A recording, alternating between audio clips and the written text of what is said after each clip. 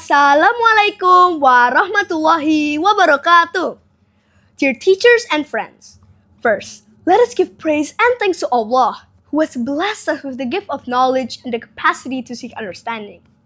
Today, I stand before you to tell you a fascinating story about the connection between the Quran, science, and an amazing person from history named Al-Khwarizmi.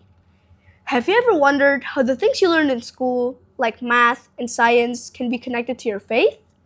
Well, let me show you how they all come together. First, let's start with the Quran. The Quran is not only a guide for how we should live and pray, but it also tells us to think about the world around us and to learn as much as we can. In fact, there's a famous verse from Surah Al-Alaq where Allah tells us, Iqra, which means read. This is a command to seek knowledge, to explore the universe, and to discover the amazing things Allah has created. Now, what does this have to do with science? Science is how we study the world around us, like the stars in the sky, the plants in the garden, and even the air we breathe. Science helps us understand how these things work. The Quran encourages us to think and reflect on Allah's creations, and many Muslim scholars took this seriously.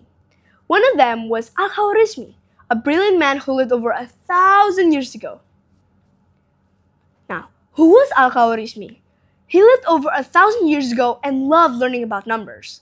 He invented algebra, which helps us solve problems in math.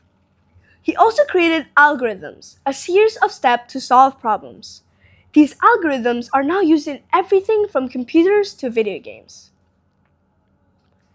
How does this connect to the Quran? Al-Khwarizmi believed that learning was a way to understand Allah's creations.